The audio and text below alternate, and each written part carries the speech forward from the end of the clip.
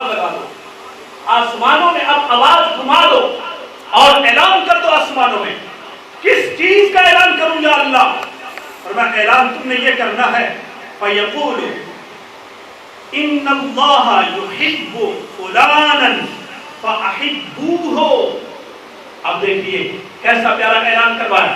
فرمایا آسمانوں میں اعلان کر دو اور اعلان یہ کرنا ہے کہ ہے آسمان والو، اللہ روئے زمین پر فلاں بندے کے ساتھ پیار کرتا ہے، لہذا آسمان والو فَأَحِبُّوهُ، تم بھی سارے کے سارے اس بندے سے پیار کرنے لگ جاؤ، تم سارے بھی اس سے محبت کرو. اور پھر سارے فرشتے جب یہ حکم ملتا ہے وَيُحِبُّهُ أَهْلُ السَّمَاءِ، سارے آسمان والے اس سے پیار کرنا شروع ہو جاتے ہیں. جب یہ بات چلو آسمانوں میں یہ بات رہتی تو پھر ٹھیک ہے، زمین پر تم ہم پہ اعتراض کرتے کہ تم نے فلاں ولی کے ساتھ پیار کیوں کیا، یہ تو توحید کے خلاف ہے. مگر یہ بات آسمانوں تک رہنے نہیں دی گئی، بلکہ اس بات کو پھر زمین پہ منتقل کیا گیا. یعنی اعلان پہلے فرشتوں میں کروایا، سارے فرشتے فلاں بندے سے پیار کرو. کیوں؟ اس سے اللہ پیار کرتا ہے. حکم کس نے دیا؟ اللہ نے دیا کہ یہ فلاں بندہ ہے، اس سے تم پیار کرو. اب آسمان سے اس بات کو منتقل کیا زمین کی طرف، اور زمین والوں کو یہ حکم دیا. کیا حکم ہے؟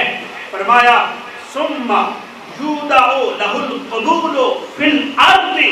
جب آسمان والے پیار کرنے لگ گئے، اب اللہ نے زمینوں پر اعلان کروا دیے، اور دیکھتے ہی دیکھتے آج فلاں نگر تو کل فلاں نگر، آج فلاں بستی تو کل فلاں شہر، اس بندے کے چرچے ہونے شروع ہو جاتے ہیں، اس بندے کے نعرے لگنے شروع ہو جاتے ہیں کہ یہ بندہ وہ ہے جس سے اللہ پیار کرتا ہے، جس سے فرشتوں کا سردار جبرائیل علیہ السلام پیار کرتا ہے، جس بندے سے جبرائیل علیہ السلام کے اعلان کے مطابق آسمان والے فرشتے پیار کرتے ہیں. ارے زمین والوں، جب اس بندے سے اللہ بھی پیار کرتا ہے، جب اس بندے سے فرشتے بھی پیار کرتے ہیں، اے زمین والوں، اب تمہارے لیے یہ حکم نامہ جاری ہو چکا ہے کہ اللہ اور فرشتوں کے اس محبوب بندے کو تم بھی اپنا محبوب بنا لو. تم سارے مل کر اس بندے سے پیار کرنے لگ جاؤ. تم اس سے پیار کرو گے، اللہ کی حقیقی توحید کی معرفت ملے گی، توحید کے خلاف تمہارا کوئی قدم نہیں اٹھے گا. یعنی یہ انداز دیا کہ بندے سے پیار کرنے کا خود اللہ نے حکم دیا کہ تم سارے پیار کرو. دیکھو آج یہی وجہ ہے کہ اللہ کے ولیوں سے ہم پیار کرتے ہیں. ہم جانتے ہیں کہ ہم نے اگر حضرت داتا گنج بخش علی حجویری سے محبت کی ہے تو اس محبت کی وجہ کوئی اور نہیں، اس محبت کی وجہ یہ ہے کہ حضرت داتا گنج بخش علی حجویری اللہ کے محبوب بندے ہیں. اللہ کی محبت کی وجہ سے ہم نے ان سے پیار کیا، اور یہ پیار کرنا ہمیں سکھایا ہے، خود اللہ نے ہمیں سکھایا ہے، اللہ کے محبوب نبی نے، اور ساتھ میں یہ بتا دیا ہے کہ یہ اللہ کے ولی سے پیار کرنا یہ جو ہے یہ شرک نہیں ہوگا، بلکہ یہ تو حقیقی معنوں میں توحید کی معرفت تمہیں مل جائے گی. اگلا اعتراض کیا ہوتا ہے کہ دیکھو یہ توحید پرست تو ہیں، یعنی توحید کو مانتے تو ہیں، مگر یہ غیر اللہ سے مدد مانگتے ہیں، یہ تو غیر اللہ سے مدد مانگتے ہیں، درباروں پہ جاتے ہیں، یہ ولیوں کے پاس جاتے ہیں، ان سے یہ مدد مانگتے ہیں. ارے ہم کہتے ہیں ہم ہیں توحید والے، اور ہم ہیں حقیقی توحید کو سمجھنے والے، اور اس پر ہمارا صرف یہ دعویٰ نہیں بلکہ اس دعوے پر قرآن بھی ہماری دلیل ہے، اس دعوے پر اللہ کے نبی کا فرمان بھی ہمارے پاس دلیل ہے. 14 صدیوں سے امت کا اجماع ہمارے پاس دلیل ہے.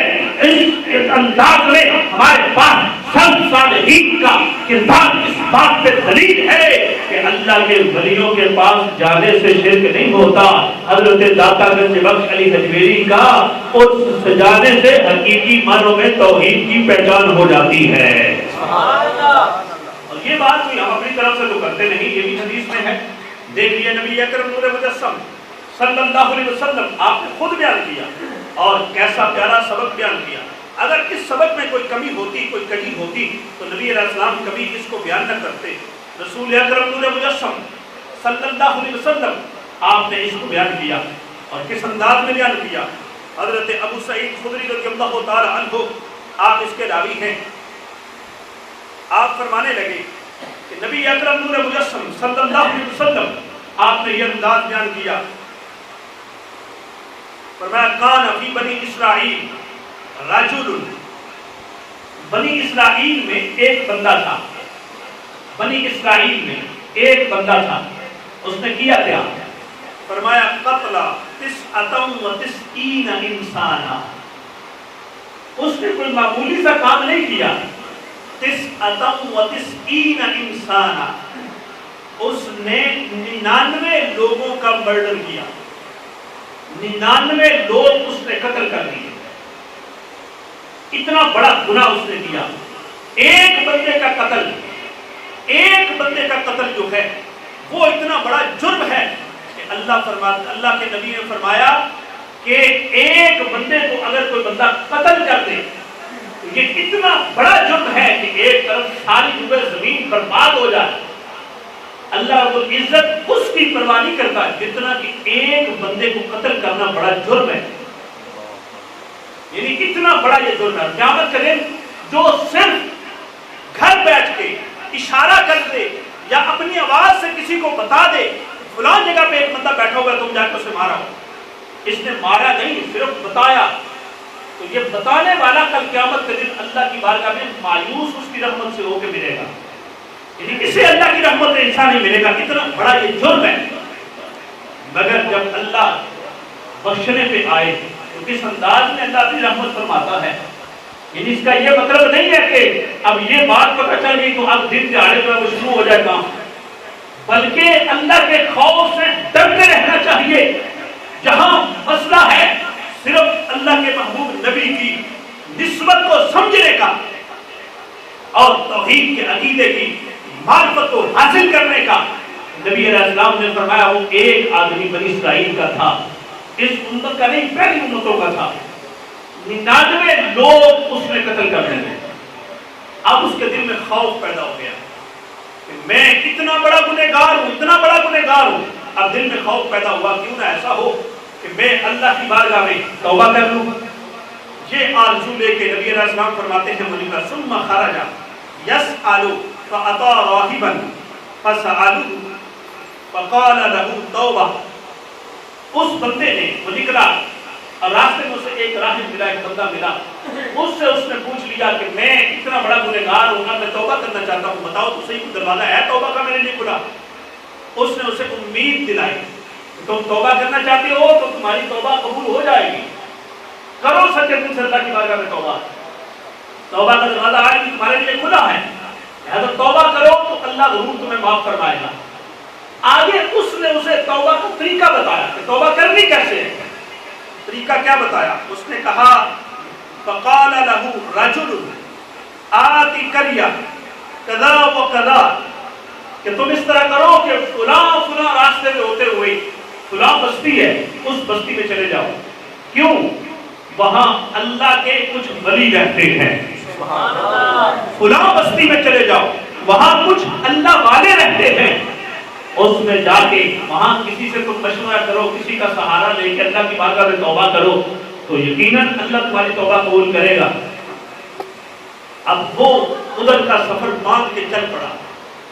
جب وہ وہاں کی طرف چل پڑا تو اب کیا ہوا؟ نبی علیہ السلام فرماتے ہیں فَأَدْرَكَهُ الْمَوْتُ، اس بندے کو راستے میں ہی موت آ گئی، وہ بندہ فوت ہو گیا. جب وہ بندہ مرا تو نبی علیہ السلام فرماتے ہیں فَنَاءَ بِصَدْرِهِ، اپنے سینے کے بل کو نیچے گر گیا زمین پر. فَاخْتَصَمَتْ فِيهِ مَلَائِكَةُ الرَّحْمَةِ وَمَلَائِكَةُ الْعَذَابِ. اب وہ فوت ہوا، ادھر سے رحمت والے فرشتوں کی جماعت بھی آ گئی، ادھر سے عذاب والے فرشتوں کی جماعت بھی آ گئی. دونوں فرشتوں کی جماعتیں وہ اس کے پاس آ گئی اور آ کر ان کا آپس میں جھگڑا ہو گیا. فَاخْتَصَمَتْ یعنی آپس میں وہ دونوں جماعتیں جو ہیں وہ ان کا بحث مباحثہ ہو گیا. رحمت والے فرشتے کہتے ہیں یہ تو ہمارا بندہ ہے، عذاب والے فرشتے کہتے ہیں یہ تو ہمارا بندہ ہے. رحمت والوں کے پاس دلیل کیا ہے؟ یہ ہمارا ہے. کیوں؟ یہ توبہ کا ارادہ کر کے نکل چکا تھا. عذاب والے کہتے ہیں یہ تو 99 لوگوں کا قاتل ہے، یہ ہمارا ہے، ہم اسے لے کے جائیں گے. دونوں میں بحث مباحثہ ہو رہا تھا. فَأَوْحَى اللَّهُ إِلَىٰ هَٰذِهِ،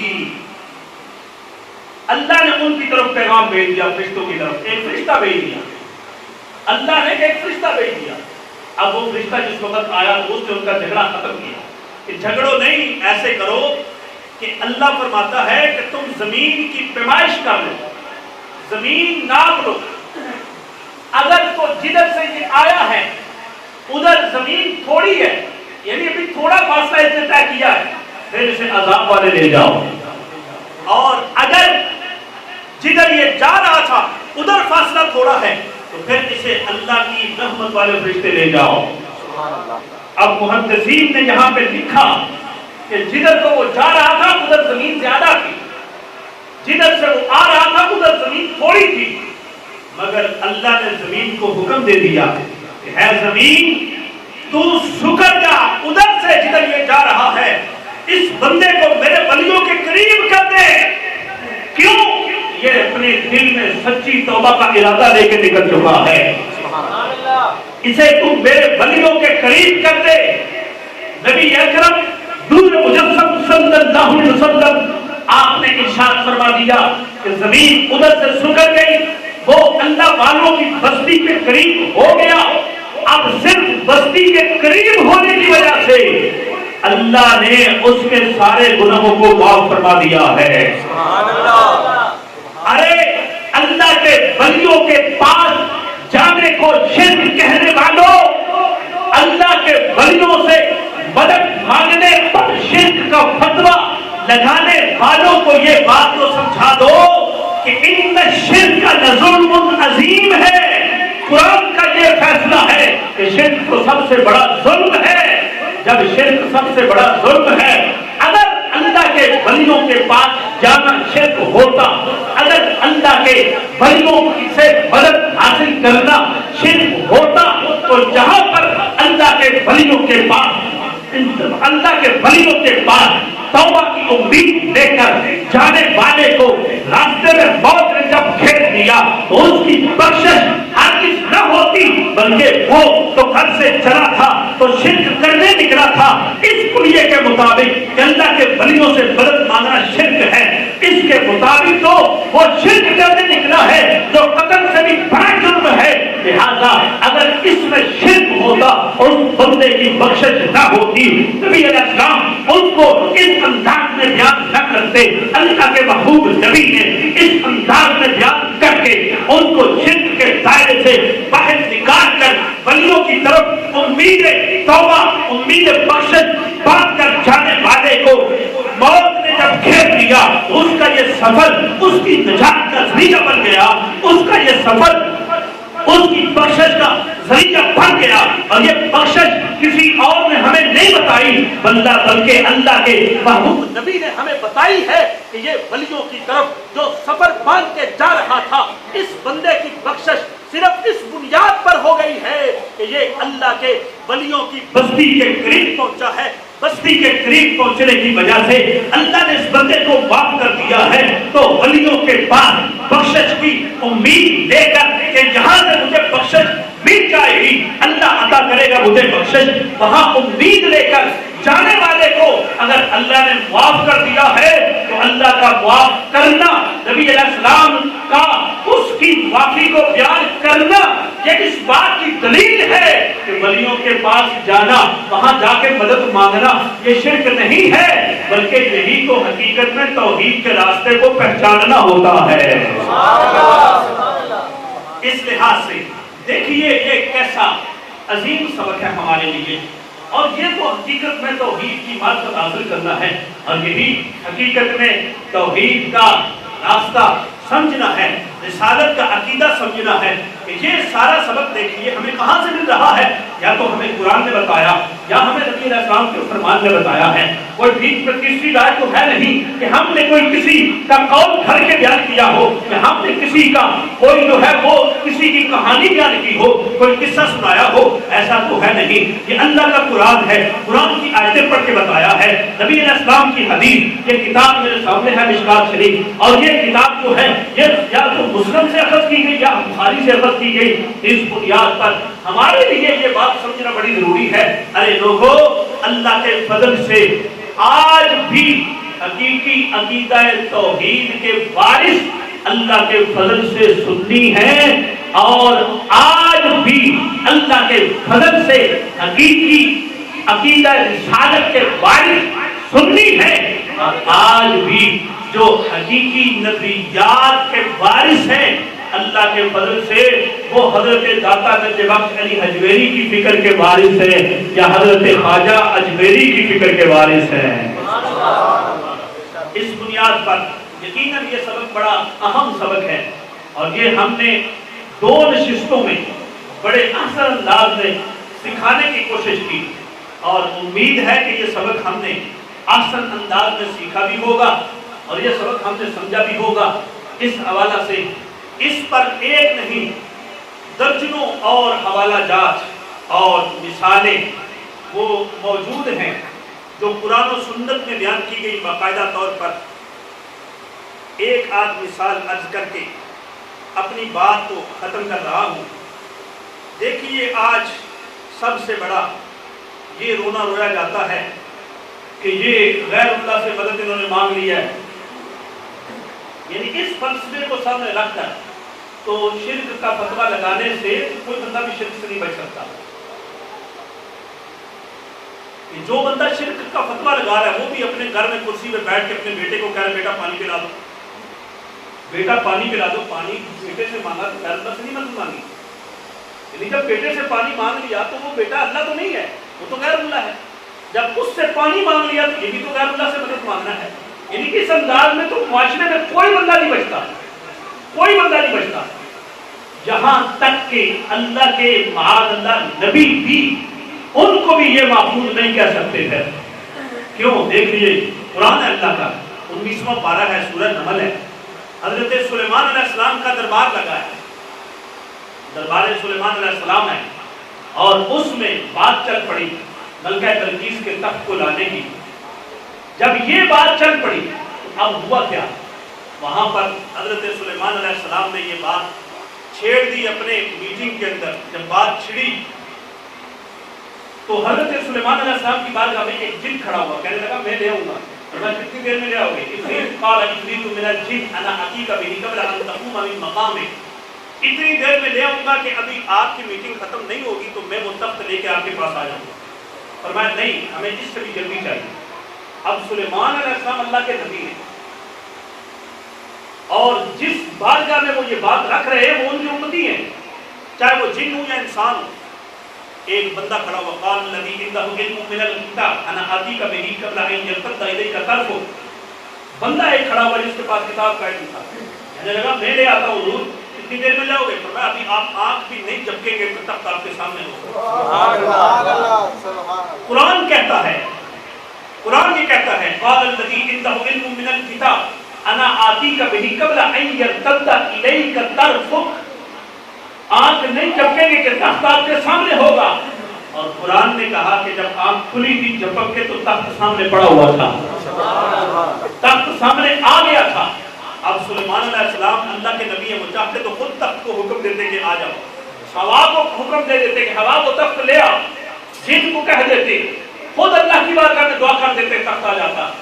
لیکن آپ نے خود نہیں تخت کو حکم دیا, بلکہ اپنی بارگاہ میں اپنی نسبت کی وجہ سے بننے والے ولی کے ذریعے سے وہ تخت منگوایا. قیامت تک کے لوگوں کو بتایا ارے ولیوں سے مدد مانگنا یہ شرک نہیں ہے, بلکہ اب انہیں مدد مانگنے کی ضرورت نہیں تھی. کوئی یہ نہ سمجھے کہ اللہ کے ولی کی شان, اللہ کے نبی کی شان تھوڑی ہوگی. معاذ اللہ, نبی کی شان ولی سے 1000 درجہ اوپر ہے, مگر وہ اللہ کے نبی یہ بتا رہے تھے کہ ہے بعد میں آنے والوں تمہارے ولی کا درجہ بڑا اونچا ہوگا، لہذا ولی سے تم مدد مانگو گے تو یہ مت سمجھنا کہ ولی سے مدد مانگنا شرک ہو جاتا ہے، ورنہ یہ شرک نہیں ہوتا بلکہ اللہ کے نبیوں کی سنت ادا ہو جاتی ہے۔ اس بنیاد پر ایسی درجنوں اور مثالیں موجود ہیں جن کا ذکر قرآن مجید فرقان حمید میں بھی ہے، اور خود اللہ تعالیٰ نے فرمایا وَتَعَاوَنُوا عَلَى الْبِرِّ وَالتَّقْوَىٰ وَلَا تَعَاوَنُوا عَلَى الْإِثْمِ وَالْعُدْوَانِ، ایک دوسرے کی باہمی مدد کیا کرو نیکی کے کاموں میں۔ جس طرح کہ اب سیلاب آ گیا، سیلاب میں امت کا ایک حصہ بہہ گیا، لوگوں کے گھر اجڑ گئے، ویران ہو گئے، اب یہ کام ایسا ہے کہ جس میں تم ان کی مدد کر سکتے ہو، ان کی مدد کرو، اور ان کی مدد کرنے میں تمہارے لیے بھلائی ہے، فلاح ہے، کامیابی ہے۔ اور فرمایا وَلَا تَعَاوَنُوا عَلَى الْإِثْمِ وَالْعُدْوَانِ، اور گناہ کے کاموں میں، برائی کے کاموں میں تم کسی کی مدد نہ کرو، کہ ان کاموں میں اگر تم مدد کرو گے تو اس کی وجہ سے تم بھی گناہگار ٹھہرو گے۔ اس لحاظ سے یقیناً یہ توحید اور رسالت کے عقائد اللہ کے فضل سے ہم بالکل برابر عقیدہ رکھتے ہیں۔ اللہ کے ہر نبی کے بارے میں ہمارا عقیدہ بالکل برابر ہے، جس طرح کہ قرآن مجید فرقان حمید میں اللہ رب العزت نے فرمایا لا نفرق بین احد من رسل ربنا، اللہ کے رسولوں پر ایمان رکھنے میں ہم کسی ایک رسول میں بھی فرق نہیں کرتے، یعنی منصب نبوت اور منصب رسالت کے لحاظ سے سارے نبی اور سارے رسول آپس میں برابر ہیں، لیکن جو درجات ہیں کہ کسی نبی کو اللہ نے کوئی معجزہ دیا، بلند مقام دے دیا، موسیٰ علیہ السلام سے اللہ نے کلام کیا تو ان کو درجہ بڑا دے دیا، ابراہیم علیہ السلام کو اپنا خلیل بنایا، ان کو درجہ بڑا دے دیا، یعنی درجے ان کے بلند ہوئے، لیکن منصب نبوت اور رسالت کے لحاظ سے سارے نبی آپس میں برابر ہیں، اور ہم ان کے منصب نبوت کے لحاظ سے اور منصب رسالت کے لحاظ سے ہر نبی پر بالکل ایک جیسا ایمان رکھتے ہیں۔ اللہ کے سارے نبی سچے نبی ہیں، اللہ کے سارے رسول سچے رسول ہیں، اور ان کی بتائی ہوئی ساری باتیں وہ سچی باتیں ہیں، لہذا ہم اللہ کے ہر نبی اور ہر رسول پر بالکل برابر ایمان رکھتے ہیں، اور جو تعلیمات ہمیں ہمارے نبی علیہ السلام نے عطا فرمائی ہیں ہم ان تعلیمات پر مکمل یقین رکھتے ہوئے، ان پر مکمل ایمان رکھتے ہوئے اپنے لیے آخرت کا سرمایہ سمجھتے ہیں۔ اس لحاظ سے یقیناً یہ سبق ہمارے لیے بڑا اہم ہے، اور ان اسباب کو سیکھنا اور یاد کرنا، اور یاد کر کے بات کو ختم نہ کر دینا بلکہ آگے اس بات کو منتقل کرنا، یعنی یہ دوسرے لوگوں کو بتانا، یہ ہمارے لیے بڑا اہم مسئلہ ہے۔ جب یہ بات ہم آگے دوسرے لوگوں کو بتائیں گے تو اس میں ہمارے لیے ایک فائدہ بھی ہوگا اور نجات کا ذریعہ بھی بنے گا۔ نبی علیہ السلام نے خود فرمایا کہ میری بات جب سن لو اس پر پہلا کام یہ کیا کرو کہ اس کو یاد کر لیا کرو، دوسرا کام یہ کرو کہ اس کو اپنے پاس لکھ لیا کرو، تیسرا کام یہ کیا کرو کہ آگے دوسرے لوگوں تک کو پہنچا دیا کرو۔ جب تم یہ تین کام کرو گے تو ہم تمہیں انعام کیا دیں گے؟ نبی علیہ السلام نے فرمایا آج تم جو ہے وہ چاہتے ہو کہ مسجد کے امام صاحب کے پاس میں جاؤں، کیوں؟ وہاں ان سے جا کے دعا کر لوں۔ آج میں پیر صاحب کے پاس جاؤں، کیوں؟ ان سے جا کے میں نے دعا کروا دی، گھر میں پریشانی پڑی ہے۔ آؤ میں تمہیں وہ دعا بتا دیتا ہوں جو نبی علیہ السلام نے فرمائی ہے، اور اس دعا کے تم حقدار بن جاؤ۔ کیسے؟ فرمایا قدر اللہ عبدا سمع مقالتی وحفظها ووعاها واداها، اللہ اس بندے کو ہمیشہ خوش رکھے جس بندے نے میری حدیث سنی، یاد کی، اپنے پاس لکھ لی اور آگے لوگوں تک پہنچا دی، اللہ اسے ہمیشہ خوش و خرم رکھے۔ اس بنیاد پر یہ تعویذ ہے، جو سمجھے کہ یہ تعویذ ہے، حدیث سن کے یاد کرنا، آگے پہنچانا لوگوں تک، اس کی وجہ سے بندہ نبی علیہ السلام کی دعا کا حقدار بن جاتا ہے۔ جب دعائے نبی کا حقدار بندہ بن گیا تو یقینی بات ہے کہ دنیا کی ساری پریشانیاں ختم ہو جائیں گی اور آخرت میں بھی نجات مقدر بن جائے گی۔ اللہ تعالی ہم سب کو سن سنا کے سمجھنے کی اور عمل کرنے کی